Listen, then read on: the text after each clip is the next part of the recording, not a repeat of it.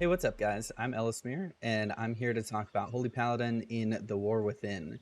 A lot of changes happened between Dragonflight and The War Within, and so there's a lot to talk about. First off, our base kit changed a lot with the removal of Glimmer. Holy Shock got a lot of power brought back to it, which has been really, really nice for spot healing. Our spenders, Word of Glory and Light of Dawn, both got a lot of power brought back into them as well. And some power got reduced from talents like Of Dusk and Dawn and Seal of Order, which were bringing a little bit too much power into our spenders via talents rather than keeping them buffed baseline. So it's nice that our spot healing has seen a huge uptick in strength. That was one of the biggest critiques during Dragonflight, was that our spot healing was super, super low and buttons felt like they didn't move health bars at all. And all that has changed. Holy Shock, Word of Glory, it all feels like it's impactful and like it actually moves health bars, which has been really, really, really nice for the health of the spec. In general, our cooldowns have also seen a big uptick in strength, not because the baseline abilities themselves have been buffed, but because of the introduction of hero talents. The two hero talents are Herald of the Sun and Lightsmith. These are both great talents in and of themselves, although one of them does seem to be much more thought out than the other. Herald of the Sun is one of the best versions of hero talents of any spec in the game, in my opinion. Herald of the Sun feels like Holy Paladin class fantasy to a T. The designer did a great job of nailing how Holy Paladin should feel, the power that we should feel within our wings, the stylization, the ability to customize our healing profiles. Everything is spot on. Every talent in this tree feels impactful, especially buttons like Eternal Flame. This has brought back an old ability, and it's brought it back in a great fashion. Basically, Eternal Flame is just Word of Glory. It replaces Word of Glory, except it also attaches a hot effect after the initial heal. This has increased our spot healing power as well as our sustained healing, especially when you spread Eternal Flames across multiple people. Now, playstyle-wise, you shouldn't be actively trying to get out as many Eternal Flame Hots as possible, as the hot itself doesn't heal for a ton. But it will do a large amount of passive healing for you, so just play it as if it was Word of Glory, but enjoy the extra throughput. There are some intricacies with how Herald of the Sun needs to be played due to Dawnlight and Sun's avatar. Now, Dawnlight will leave a hot or a dot on an ally or an enemy and is applied by your Holy Power spenders that you press after using Barrier of Faith or Holy Prism. In general, Dawnlight isn't something you're going to have to think a lot about, as it will just passively go out every time you use your spenders after pressing these buttons. But if you really want to min-max, you're going to want to think carefully about who you place your Holy Power spenders on right after pressing these buttons. Sun's avatar will activate your Dawnlights, as well as placing new ones out, and will create beam links between your Dawnlight targets and yourself. Playing around this is essential to min-maxing our throughput as Herald of the Sun H-Pals. You want to make sure that these beams are going through as many allies and enemies as possible, so you want to aim your character keeping that in mind. On the other side of things, Lightsmith does not feel very much like a Holy Paladin. In fact, it feels pretty clunky and awkward. The core concept of it isn't bad. The main issue is that all of its surrounding talents are very, very, very weak, and it emphasizes its strengths in strange areas. For example, the best strengths of Lightsmith are its tank healing and its damage, both of which are not super essential for the majority of players. Tank healing is something that's definitely taken a back seat in modern WoW, and even though they are trying to bring back some of tank healing in the War Within, it definitely still feels like Lightsmith is contributing way more than necessary. And unless there's a very specific niche where a meta tank is requiring a huge amount of healing and mitigation, I really don't see Lightsmith bringing a ton of value from that aspect to the majority of players. As for its damage, it does bring pretty strong damage compared to Herald of the Sun, but it lacks a lot of the burst healing power and spot healing power that Herald of the Sun brings. So if you run Lightsmith, you're going to find yourself lacking healing in a lot of situations. It's my hope that they revisit some of the side talents on Lightsmith, as you've got the Rights, Shared Resolve, Hammer and Anvil, and Fear No Evil, all four of which are very, very, very weak talents that basically contribute nothing. So I'm hoping that they look at making some of those side talents a little bit stronger healing wise, so that Lightsmith doesn't feel so bad to run for your group survivability. One thing I want to talk about is Lightsmith gameplay. There are some interactions with Lightsmith that you should know about. The first thing is that your Divine Inspiration procs that send out Holy Armaments, your shields will always go on the tank. This is part of what makes Lightsmith so strong for tank healing, but relatively weak for group healing. The other thing I've noticed is that armaments will often prioritize those who already have armaments on them. I'm not exactly sure why this is, but it's definitely cutting down significantly the value of Lightsmith. Hopefully that gets looked at, but if it doesn't, you're going to see Lightsmith take a backseat to Herald for the majority of the expansion. Sacred weapons can be placed on anyone. It's common to think that placing your weapon on your highest DPS member or somebody with a fast attack speed or something like that will increase the power of Sacred Weapon, but the reality is it doesn't matter who you put it on. It will have generally the same amount of procs for everybody. So just throw your weapons on players that don't already have them. The other important thing to note about Lightsmith is that a huge amount of the value of Lightsmith comes from this talent right here, Divine Guidance. This talent is incredibly overpowered and may be the reason that Lightsmith is chocked full of other really bad talents. Because they place so much power into Divine Guidance, it's hard to give the other talents much room to grow. Divine Guidance builds up a huge amount of damage and healing every time you cast a Holy Power ability, and then unleashes that anytime you use Consecrate. There's not much to play around here. The main thing you want to do is just make sure you're using Consecrate a lot, which you already should be. For anyone wondering, this cannot be procced by the Righteous Judgment Consecrates that your Judgment can proc.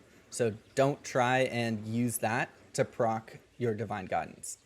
One of the big changes to our talents this expansion was Light of the Martyr. Light of the Martyr used to be an active heal that we could use on the move that sacrificed a portion of our health to heal somebody else. This has been changed to a passive buff to Holy Shock, which has been a really, really great change because it's brought back a lot of that power into Holy Shock. The downside is that it now leaves a healing absorb on yourself. One of the great things about Herald of the Sun is that Eternal Flame has an increased healing effect on yourself. So you can counteract a lot of that Light of the Martyr healing debuff by using Eternal Flame on yourself every now and then. There's not much to play around when it comes to Light of the Martyr. Basically, it just buffs Holy Shock and leaves an absorb on yourself. So you want to make sure that you never let that absorb get too high. And you want to be careful that you're not just ignoring it completely. You need to be tracking healing absorbs on your player frames, especially yourself. And you need to stay on top of clearing that absorb as often as you can. If it's small, you don't need to worry about it, but once it starts to get to be 25-30% of your health or more, you really need to shift focus and get that off of yourself before it gets too high. The other big talent change of the War Within was Blessing of Summer. Blessing of Summer has been changed from a buff that you give DPS players to a buff that you give yourself. It now converts healing into damage. It also converts damage into healing, but that's pretty minimal, and I wouldn't worry about using that too much. The best use of Summer is going to be on yourself when you have high healing, lots of cooldown power, ideally when you're in Wings, when you can blast healing, which will then be converted into damage. It's important to remember that this does work with overhealing, so even if your group is topped, oftentimes your best damaging ability will still be a heal. For those of you running Virtue, that means as soon as you use Summer, you want to immediately pop Virtue and do as much healing as possible, even if your entire group is at full health. Once your Virtue window fades, you can go back to DPSing until your Virtue window comes back up, and then you want to start healing again. For the Avenging Crusader fans, unfortunately, you need to keep in mind that Avenging Crusader does not do any overhealing. So if your entire group is topped and you're in Avenging Crusader, it will actually do no healing at all, so you will get 0 Summer value. So you need to make sure that you're only using Summer with Avenging Crusader if your group is damaged. Overall, Holy Pally plays a lot smoother than Dragonflight. All our buttons feel really good to press, which is something we haven't experienced in a while. Holy Shock hits really hard, Word of Glory hits really hard, Light of Dawn hits hard, and our Holy Power generation and spending flows incredibly well. The removal of Holy Infusion definitely hurt us in terms of the speed of the spec, but it did slow it down a little bit and allow for a little bit less of a GCD heavy spec to take place. and I think that that is in general healthy for the majority of the player base.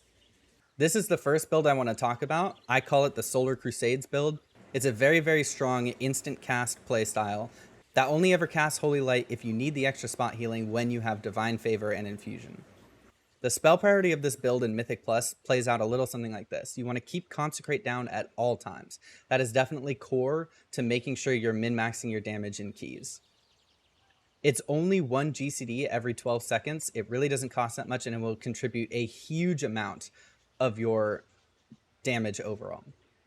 Now, that priority definitely goes down during healing intensive boss fights and any single target encounters. However, it's still definitely a good button to press in almost every situation.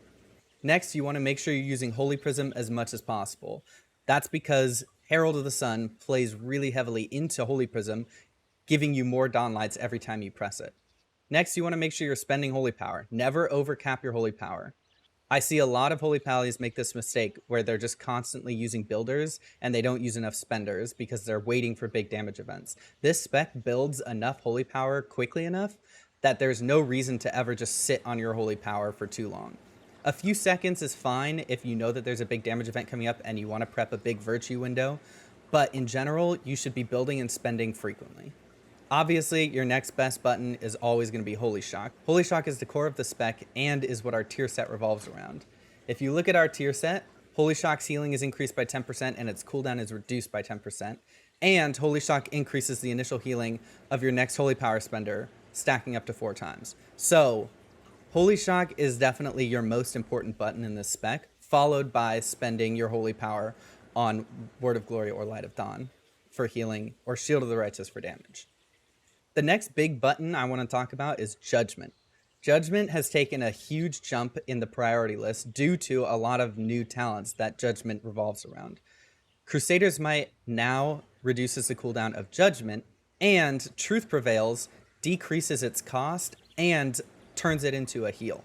This has made Judgment a very, very, very powerful builder, and it should be your second highest priority, only below Holy Shock. Obviously, your next priority is going to be Crusader Strike. Due to Crusader's Might and how much it got buffed during beta, the fact that it's now 2-second reduction and reduces Judgment as well as Holy Shock, Crusader Strike has had a very large boost in strength. That being said, with the removal of Holy Infusion, it definitely took a step back compared to where it was at during all of beta, but it's still a core builder of this spec and should be prioritized heavily. Your final lowest priority ability is Hammer of Wrath.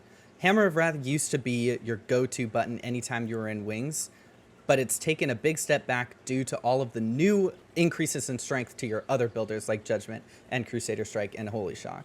Hammer of Wrath still does great damage, and if you're running Veneration, does a fair amount of passive healing, which this build runs.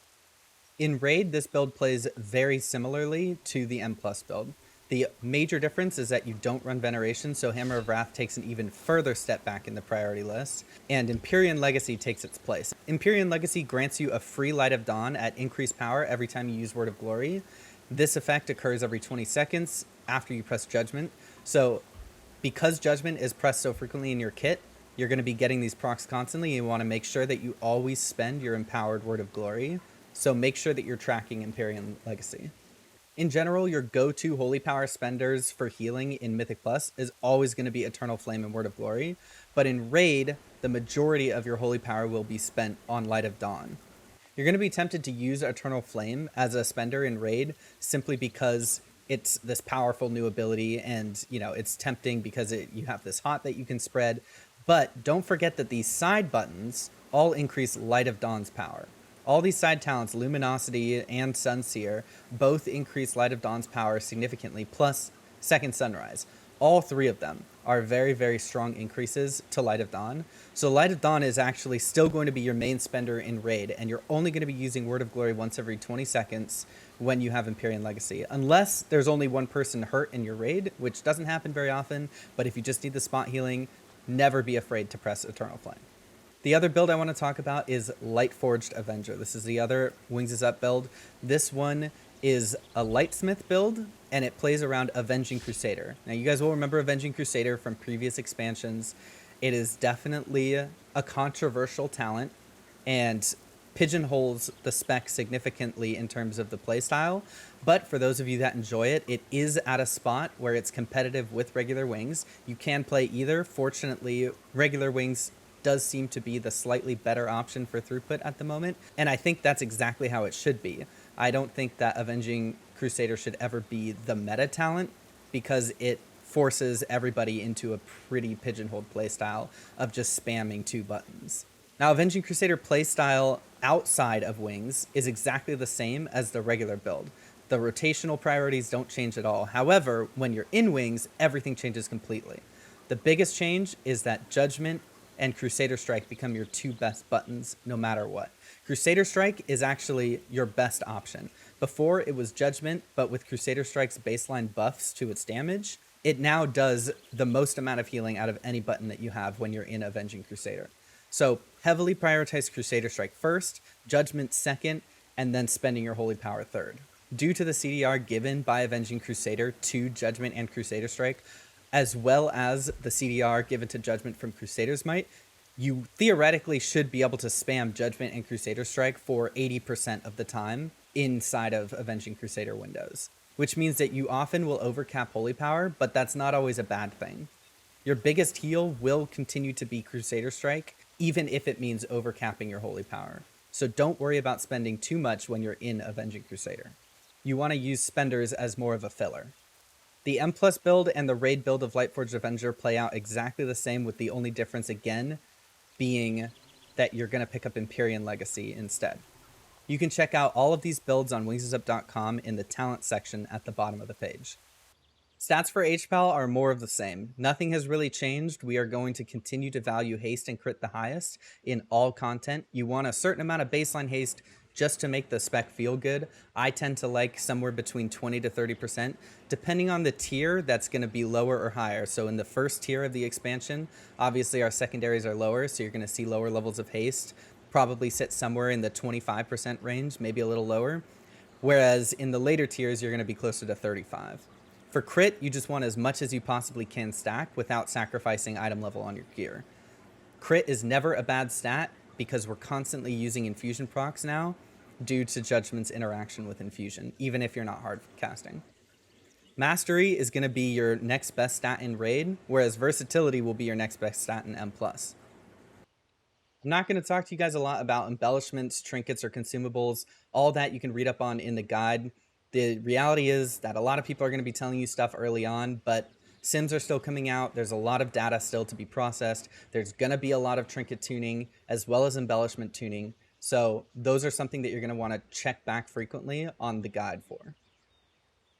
The last thing I want to talk about is virtue versus faith. This is a very popular discussion that happens every single tier, and this tier will be no different.